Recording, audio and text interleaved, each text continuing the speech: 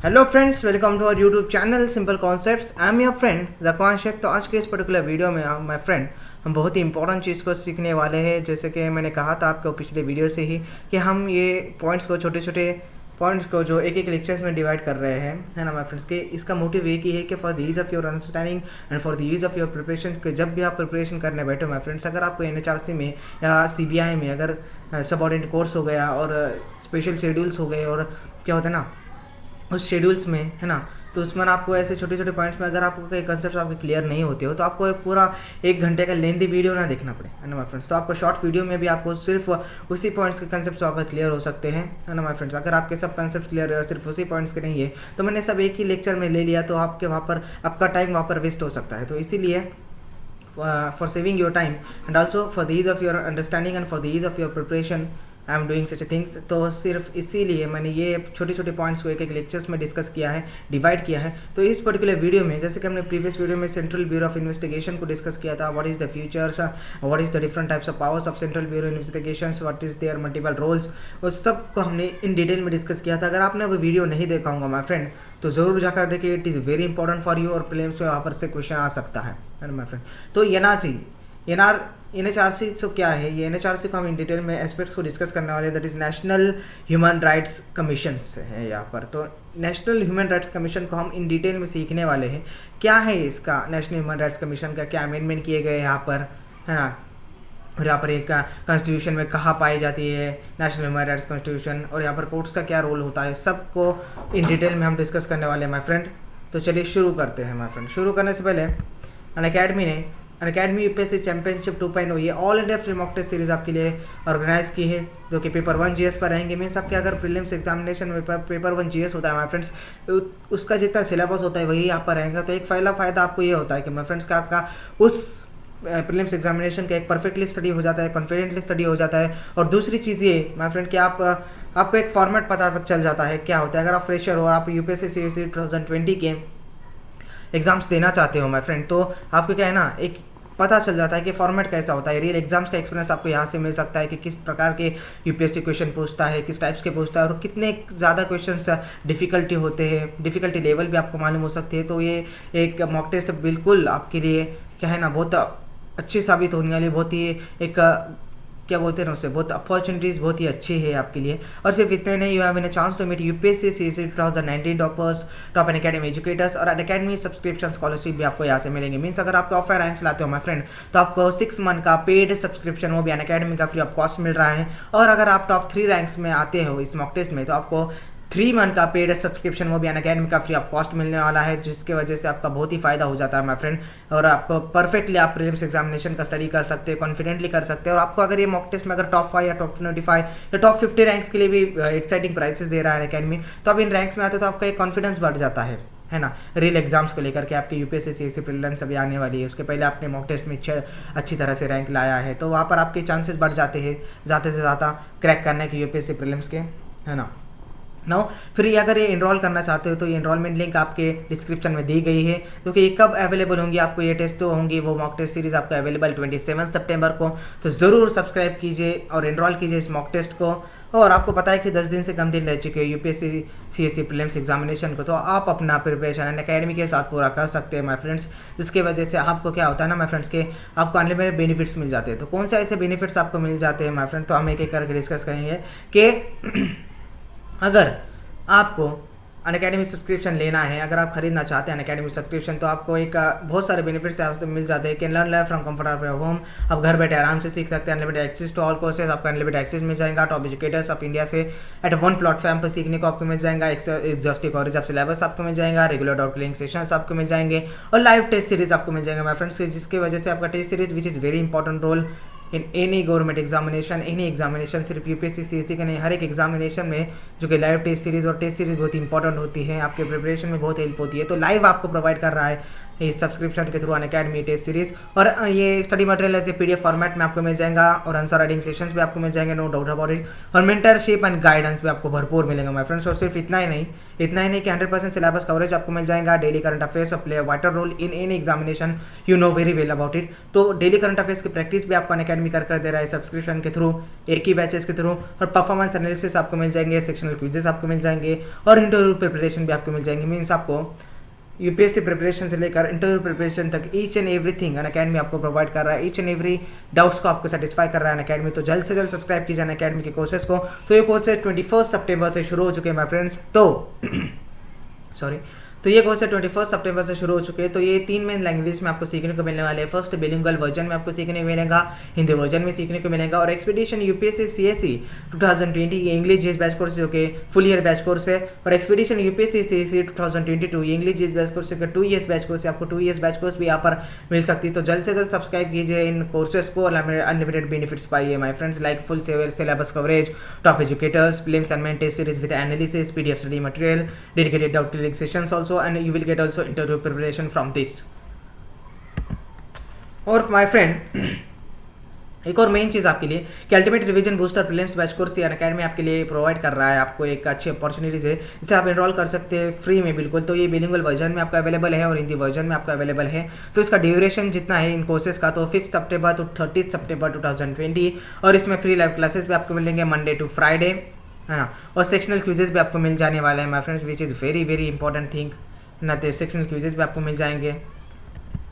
और सिर्फ इतना नहीं कि T20 daily current affair test series वो फ्री में अनअकैडमी आपको प्रोवाइड कर रहा है। रोज शाम 7:30 बजे 20 क्वेश्चंस 20 मिनट 40 मार्क्स के उस टेस्ट एनालिसिस के लिए भी तैयार हो जाए माय फ्रेंड्स कि कितने आपने करेक्ट सॉल्व किए हैं, कितने आपने इनकरेक्ट सॉल्व किए, वो सब आपको वहाँ से मालूम हो जाएगा। और ये मेन चीज़, अगर आप सब्सक्राइब करना चाहते हैं अनअकैडमी के कोर्सेज को माय फ्रेंड, तो हमारा प्रोमो कोड जरूर यूज़ करें।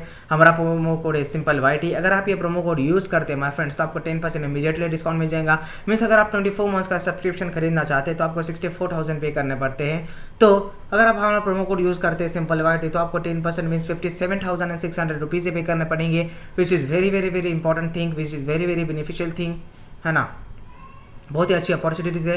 और आप हमारा टेलीग्राम चैनल भी ज्वाइन कर सकते हैं जिसमें आपको PPTs PDF hand written note सब कुछ मिल जाएगा माय फ्रेंड्स, सब कुछ, है ना। तो जल्द से जल्द सब्सक्राइब कीजिए इन कोर्सेज को भी, हमारे टेलीग्राम चैनल को भी ज्वाइन कीजिए, जिसकी वजह से आपको यूपीएससी प्रीलिम्स में बहुत सारी क्या हो सकती है, हेल्प हो सकती है। तो माय फ्रेंड आज का हमारा टॉपिक है वो है NHRC, that is national human right commission. तो क्या होता है national human right commission, constitution में यहाँ पर कैसी डिफाइन किया गया है, ईच एंड एवरीथिंग हम यहाँ पर देखेंगे। तो मीन्स अगर तो ये NHRC सीखने से पहले हम ये जानना ज़रूरी हो जाता है माय फ्रेंड कि हमने ये कंसेप्ट कहाँ से लिया है ना। ये कंसेप्ट हमारे कहाँ से आए, नेशनल ह्यूमन राइट का कंसेप्ट हमने कहाँ से अडॉप्ट किया है, कहाँ से किस कंट्री के थ्रू हमने ये कंसेप्ट लिया है। तो हमने ये कंसेप्ट लिया है माय फ्रेंड के UNDHR, जिसे कहते हैं United nation declaration of human rights, है ना। जब UNDHR United Nations of general members ने 10 दिसंबर 1948 को जब यूनाइटेड नेशंस ने अडॉप्ट किया था ह्यूमन राइट कमीशंस को, तो at the time India is a party, है ना। वो इंडिया उस पार्टी का हिस्सा थी, इंडिया उस कमीशंस का हिस्सा थी, इंडिया उस डिस्कशन का हिस्सा थी।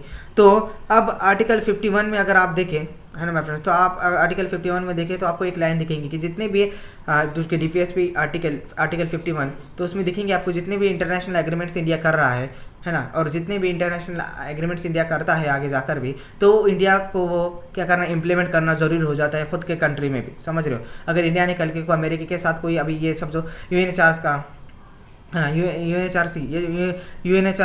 NHRC का क्या कर दिया माय फ्रेंड्स, ये एग्रीमेंट कर दिया, ये UNDHR का एग्रीमेंट कर दिया, that is United nation declaration of human rights का एग्रीमेंट कर दिया। तो ये एग्रीमेंट उसे मानना और खुद की कंट्री में इम्प्लीमेंट करना ये भी ज़रूरी हो जाता है। तो ये आर्टिकल 51 DPSP में लिखा हुआ है। तो ऐसे कनेक्ट करते हैं माय फ्रेंड्स, ऐसे पढ़ते हैं कॉन्स्टिट्यूशन को। अगर आप ऊपर से कॉन्स्टिट्यूशन पढ़ोगे तो आप फेल हो जाएंगे पॉलिटी के एग्जाम में, समझ रहे हो। तो पॉलिटी को आपको ऐसे कैसे डॉट्स क्लियर करने हैं, है ना, डाउट्स को क्लियर करने हैं, मैट्रिक्स को जुड़ाना है, ये आर्टिकल क्या कहता है, इससे रिलेट कब होता है, तो वो सब आपको समझना है। तभी आप पॉलिटी एग्जामिनेशन में और पॉलिटी पेपर्स में ज़्यादा से ज़्यादा मार्क्स ले सकते हैं। और आपको पता है कि 30% से ज़्यादा सिलेबस पॉलिटी का होता है प्रीलिम्स एग्जामिनेशन में as well as mains examination में। तो आपको किस तरह से स्टडी करना है वो आपके ऊपर है माय फ्रेंड्स।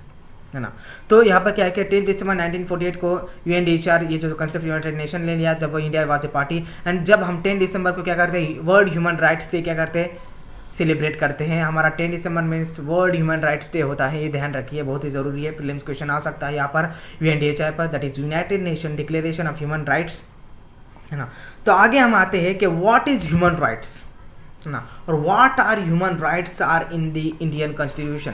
तो हमने यूएनडीएचआर से कंसेप्ट तो लिया, यूनाइटेड नेशंस से हमने तो कंसेप्ट लिया ही है ह्यूमन राइट्स का जब इंडिया इज ए पार्टी, तो हमें खुद में इंप्लीमेंट करने, आर्टिकल 51 में तो कहा गया है, तो हमने खुद में इंप्लीमेंट कर दिया है। बट ये होता क्या है, डिटेल मीनिंग क्या है ह्यूमन राइट्स का, ह्यूमन राइट्स मीन्स क्या होता है माय फ्रेंड्स के। तो क्या डिफिनेशन है ह्यूमन राइट्स की, कि rights relating to lifes, liberty, equality and dignity of the individual guaranteed by the constitution.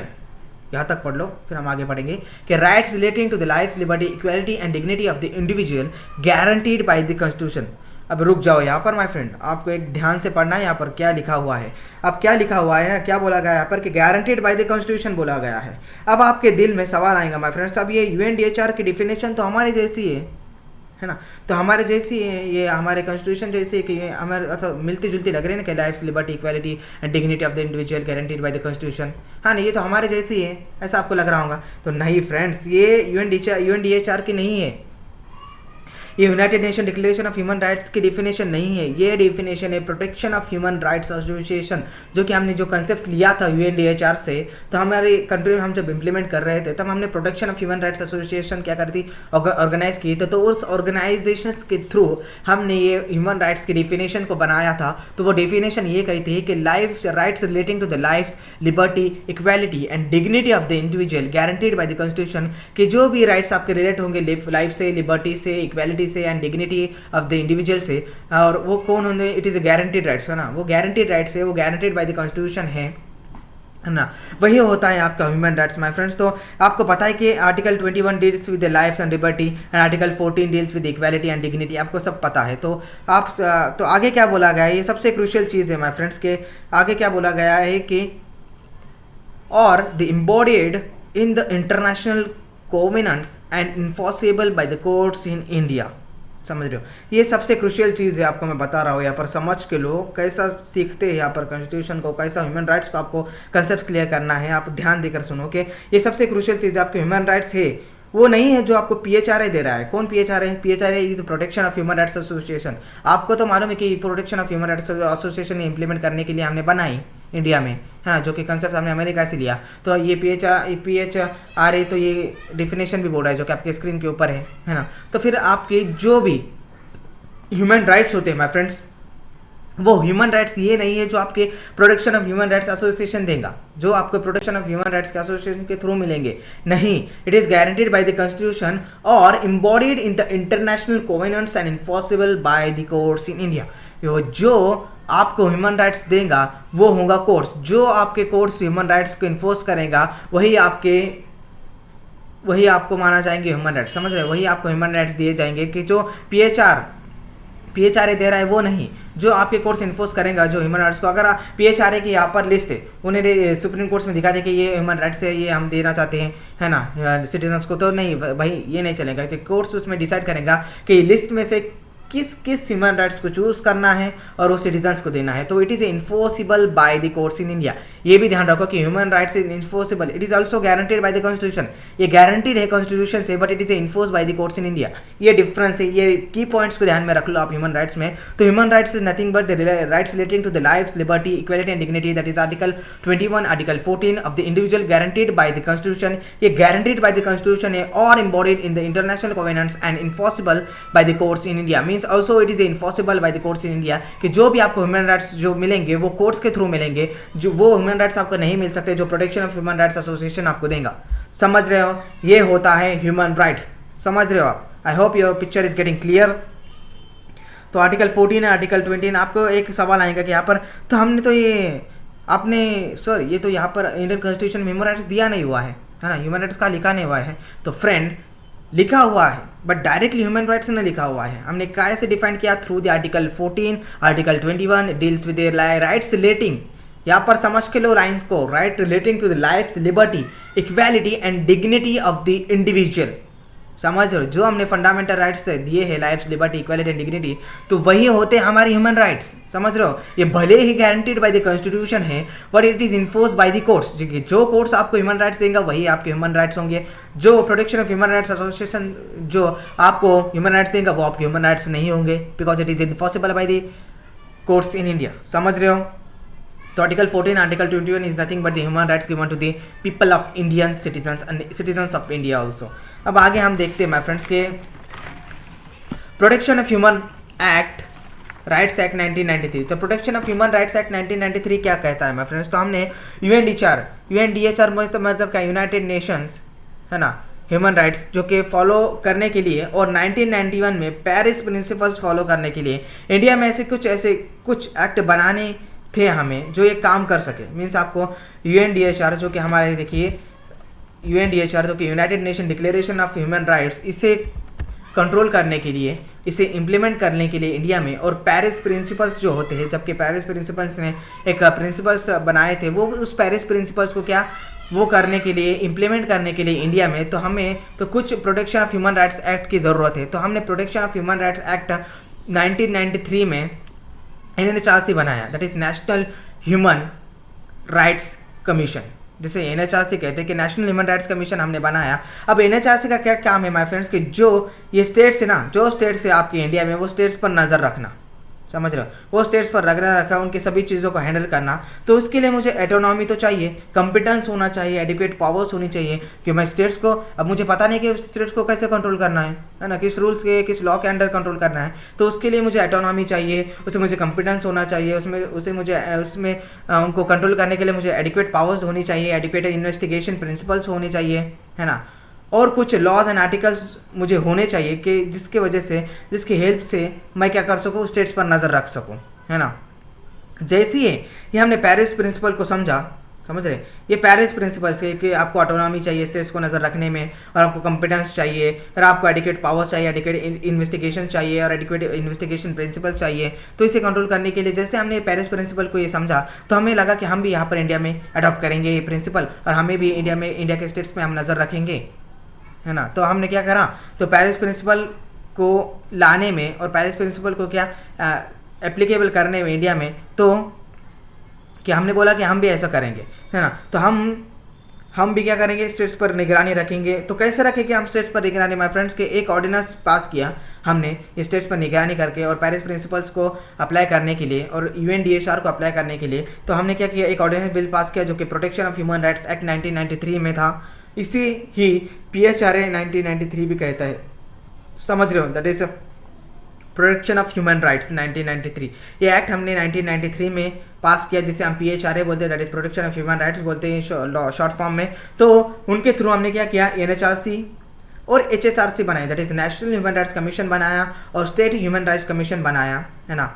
किसको फॉलो करने के लिए, 1991 में जो पेरिस प्रिंसिपल्स हुआ था, जो पेरिस ने प्रिंसिपल्स बनाया था, उस प्रिंसिपल्स को फॉलो करने के लिए और यूएनडीएचआर को फॉलो करने के लिए हमने प्रोटेक्शन ऑफ ह्यूमन राइट्स 1993 के अंडर NHRC बनाई और स्टेट ह्यूमन राइट्स कमीशन बनाया। समझ गया। अब आते हैं अमेंडमेंट के ऊपर कि यहाँ पर ह्यूमन राइट्स सिर्फ ह्यूमन राइट्स ही नहीं है माय फ्रेंड्स, कि it is guaranteed bye the constitution but it also enforce by the court. तो इन्फोर्स बाय द कोर्ट है, तो यहाँ पर क्या होगा, अमेंडमेंट तो आएंगी। तो कौन से ऐसे अमेंडमेंट हुए हैं ह्यूमन राइट्स कमीशन में, तो हम एक एक करके डिस्कस करेंगे माय फ्रेंड्स, कि जो आपके यहाँ पर जो फॉन्ट में आपको वाइट फॉन्ट में जो दिख रहा है आपको, तो वो आपके पहले ह्यूमन राइट्स कमीशन है जो कि पहले थे, बट हमने जब अमेंडमेंट किया तो जो रेड लाइन में आपको दिख रहा है तो वो अमेंडमेंट किए हुए ह्यूमन राइट्स कमीशन है। तो हम एक एक करके डिस्कस करेंगे, जो कि जूने भी ह्यूमन राइट्स कमीशन और न्यू भी ह्यूमन राइट्स कमीशन जो रिकॉग्नाइज किए हैं अमेंडमेंट थ्रू द अमेंडमेंट। तो यहाँ पर क्या बोला गया कि पहले क्या था, the chairperson on the NHRC is a person who has been a chief justice of the supreme Court. समझ रहे हो।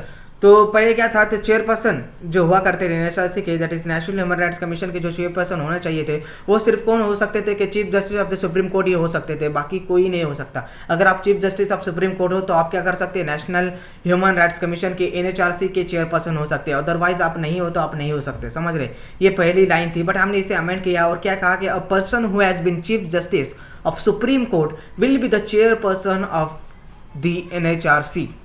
समझ रहे, a person who has been chief justice of the supreme Court है ना। तो चीफ जस्टिस भी होना चाहिए और क्या होना चाहिए, जजेस भी होना चाहिए। तो हमने एक चीज़ ऐड कर दी यहाँ पर कि अगर आप चीफ जस्टिस सिर्फ एनएचआरसी के चेयरपर्सन बन सकते हैं तो फिर जजेस क्यों नहीं बन सकते। तो हमने जजेस भी एक ऐड किया कि जजेस of the supreme courts and chief justice of the supreme court can also be chairperson of the NHRC. ये हमने अमेंडमेंट किया और जजेस उसमें ऐड किया कि जजेस भी क्या हो सकते हैं, चेयरपर्सन हो सकते हैं नेशनल ह्यूमन राइट्स कमीशन के। तो सेकेंड हमने क्या किया कि the act provides for 2 persons having knowledge of human rights to be appointed as a member of NHRC. समझ रहे हो। द एक्ट, यहाँ पे क्या बोला गया माय फ्रेंड्स कि the act provides for human persons having knowledge on human rights to be appointed as a member of NHRC। तो यहाँ पे हमने क्या किया कि 3 members to be appointed of which at least 1 will be a woman।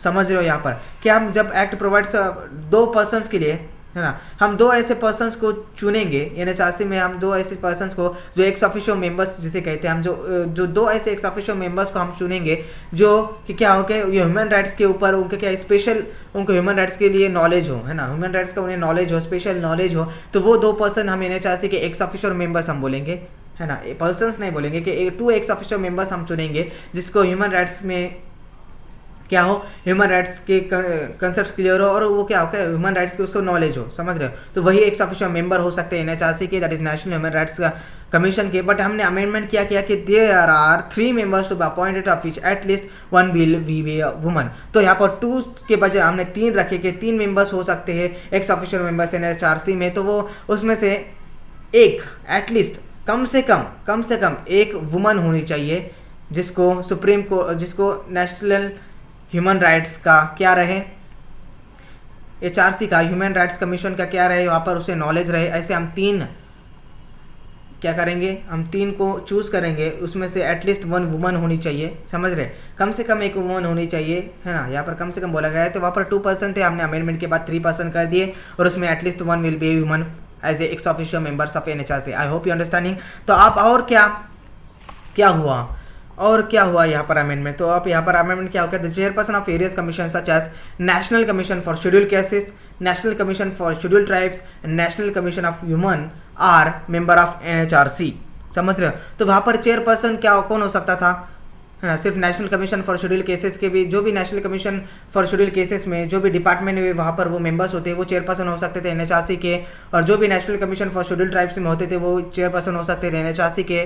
और जो भी National Commission of woman are member of the NHRC, जो कि वो member National Commission of woman के वो मेंबर होते थे, वो चेयरपर्सन हो सकते थे एनएचआरसी के, that is National human rights Commission के। बट हमने अमेंडमेंट किए और 3 चीज़ों को ऐड किया कि वो National Commission for backward classes से भी आप चेयरपर्सन ले सकते हैं, National Commission for protection of child rights and chief commissioner for person with disabilities as member of NHRC. तो एक ऑफिशियल मेंबर्स आप उन्हें चूज सकते हैं National Commission for backward classes से भी और National Commission for protection of child rights से भी और chief commissioner for person with disabilities as a member of NHRC. तो एक ऑफिशियल मेंबर्स आप भी चुन सकते हैं और चेयरपर्सन भी आप, एक दोनों चीज़ों से हमने ऐड किया, शेड्यूल्ड केसेस, शेड्यूल्ड ट्राइब्स और नेशनल कमीशन फॉर वुमन।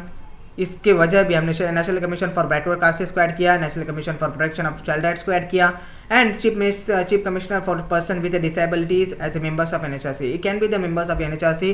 तो हमने ये ऐड किया था अमेंडमेंट में। तो मैंने आपके लिए बहुत ही सिंपल कर लिया है माय फ्रेंड्स कि जो भी आपको रेड कलर में लगे तो वो अमेंडमेंट हुए हैं और जो आपको व्हाइट कलर में जो दिख रहा है वो आपके पहले क्या थे, वो पहले आपके रूल से उसमें अमेंडमेंट किए गए हैं। तो जो रेड कलर में आपको अमेंडमेंट है तो आपको वहाँ पर ही क्या करना है, फोकस करना है। तो पहले क्या था और अभी क्या है, तो इसकी वजह से आपको क्या होता है, आपके कंसेप्ट यहाँ पर क्लियर हो जाते हैं, है ना। तो दूसरा क्या था, chairperson of a member of the NHRC will hold office for 5 years और till the age of 70 years।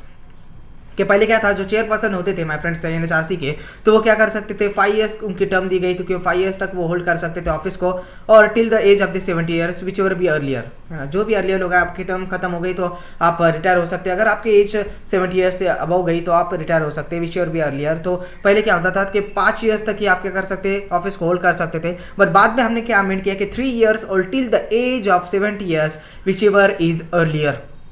तो पहले क्या हुआ कि 5 years जो थी टर्म किसकी, चेयरपर्सन की एनएचआरसी की, तो हमने 3 years कर दिया, उससे कम कर दिया। और फिर 70 years तो वहाँ पर सेम है, वहाँ पर भी 70 years के बाद ही रिटायरमेंट कर लो, यहाँ पर भी 70 years के बाद की रिटायरमेंट है विच इज़ बीन अर्लियर। अगर आपकी रिटायरमेंट हो जाती है तो आप 70 years के हो गए तो चाहे आपकी टर्म कि 3 ईयर्स क्यों ना हो, चाहे आपकी टर्म 2 ईयर्स क्यों ना हो, तो आप वहाँ पर रिटायर हो जाते हैं। अगर आपकी टर्म खत्म हो जाती है, 3 ईयर्स की टर्म होती है आपकी, अगर आपकी टर्म खत्म हो जाती है ना, तो आपका अगर 70 ईयर्स कंप्लीट भी नहीं हो, अगर आपकी टर्म खत्म हो जाती है, विच यू विल ऑटोमेटिकली भी रिटायर। समझ रहे हो? तो ये पहले 5 ईयर्स की टर्म दी जाती थी, अब 3 ईयर्स की टर्म हमने कर दी है, मीन्स 2 ईयर्स कम कर दिए हैं। तो बाद में क्या किया, allows for the appointment of member of NHRC and HSRC for 5 years. तो यहाँ पे एक अमेंडमेंट हमने किया था कि एक बार आपने NHRC छोड़ दी है ना, जो पहले अमेंडमेंट था कि एक बार आपने अगर NHRC छोड़ दी तो बाद में आप रीअपॉइंटमेंट नहीं कर सकते NHRC एज ए मेंबर को, आप मेंबर नहीं बन सकते, रीअपॉइंटमेंट नहीं ले सकते आप मेंबर का, या आप अपॉइंट नहीं हो सकते as a member of NHRC अगर आपने एक बार छोड़ दिया तो यहाँ पर हमने क्या किया कि allows for the appointment of member of NHRC and SHRC for 5 years. तो आप क्या कर सकते हैं, आप छोड़कर भी अगर आपने NHRC को छोड़ा है या स्टेट ह्यूमन राइट्स कमीशन को छोड़ दिया है, तब आप अब बाद में ज्वाइन करना चाहते हो तो आप आफ्टर द 5 ईयर ज्वाइन कर सकते हैं, है ना। तो ये बहुत सारे अमेंडमेंट किए गए थे, है ना माय फ्रेंड्स, NHRC में। तो जो रेड कलर में है वो अमेंडमेंट है आपके, और जो व्हाइट कलर में आपको दिख रहा है तो वो पहले आपके लॉस थे। समझ रहे हो कि आपको अभी भी क्या कर सकते हैं, आप आफ्टर द 5 ईयर्स, अगर आपको छोड़ने के बाद आफ्टर द 5 ईयर्स आप ज्वाइन हो सकते हैं, एज अपॉइंट कर सकते हैं NHRC के मेंबर्स को, माय फ्रेंड्स। तो यहाँ पर एक्रेडिटेशंस की तरफ आते हैं माय फ्रेंड्स। एक्रेडिटेशन क्या होता है, तो एक्रेडिटेशंस ये बहुत ही इंपॉर्टेंट चीज़ होती है माय फ्रेंड्स। आपने देखा होगा कि किसी भी इंस्टीट्यूशन को एक्रेडिटेशन होता है, समझ रहे हो। आप किसी भी अगर कॉलेज में हो, है ना, अगर आप किसी भी इंस्टीट्यूशन किसी भी ऑर्गेनाइजेशन में जाओ तो उसको एक्रेडिटेशन तो ज़रूरी होता है, एक्रेडिटेशन होता ही है। तो वैसे ही कैसा एक्रेडिटेशन होता है, लाइक ISO 9001, ऐसे कई तरह के एक्रेडिटेशन होते हैं। तो वैसे ही HRC जैसे ह्यूमन राइट कमीशन को एक्रेडिटेशन देने के लिए हमने global alliance of national human rights institutions, जिसे गैनेरी कहते हैं, तो गैनेरी को हमने क्या किया, चूज़ किया कि आप इसे एक्रेडिटेशन दे सकते हो। तो हमने तो वो एक्रेडिटेशन देगा ह्यूमन राइट्स कमीशन को इंडिया के, है ना। तो कि इसका एक्रेडिटेशन मतलब क्या है, मैं थैंकफुली आप यहाँ पर याद आ गया मुझे। तो थैंकफुली अगर आप क्या होता है ना कि human rights commission of India को क्या है, A ग्रेड मिला हुआ है एक्रेडिटेशन का। किससे मिला है, किसके थ्रू मिला है, वो मिला है global alliance of national human rights institution GANHRI से।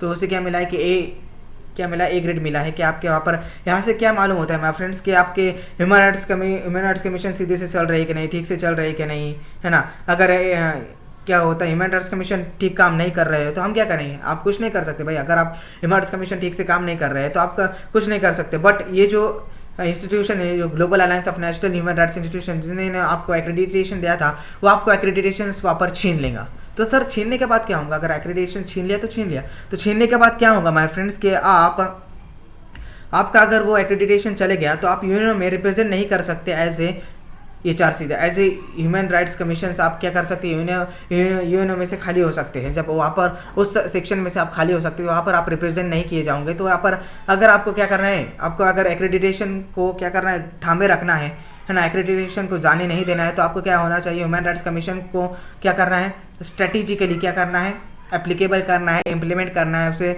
वायलेट नहीं होने देना है। अगर वायलेट हो गया या कुछ भी हो गया तो आप क्या कर सकते हैं, आपकी वहाँ पर रैंकिंग चली जाएंगी, आपका एक्रेडिटेशन वहाँ पर छीन लिया जाएगा। तो कौन एक्रेडिटेशन देता है HRC को, human rights commission of India को, that is global alliance of national human rights GANHRI, जो तो गैनेरी में स्थित है ना माय फ्रेंड्स। तो ये जो होता है, जो ह्यूमन राइट्स कमीशन है HRC HSRC, तो ये काम क्या करते हैं माय फ्रेंड्स कि वो ऑफेंसेस रिलेटेड ह्यूमन राइट्स को हैंडल करते हैं, है ना।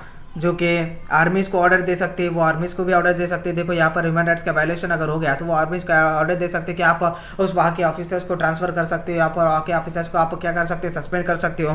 तो ये भाई उनके हाथों में होता है। नाउ ऐसे कई काम NHRC करता है, that is National human rights commission. और SHRC क्या काम करता है, तो वो it is totally under of NHRC, जो कि नेशनल ह्यूमन राइट्स कमीशन के अंडर होता है पूरा SHRC। वो नज़र रखने के लिए NHRC ने SHRC को बनाया था through the protection of human right act 1993। समझ गए आप एक्रेडिटेशन, है ना। बट आपने देखा होगा कि इतने सारे अमेंडमेंट दिए गए हैं माय फ्रेंड्स, इतने सारे अमेंडमेंट हुए हैं नेशनल ह्यूमन राइट्स कमीशन में।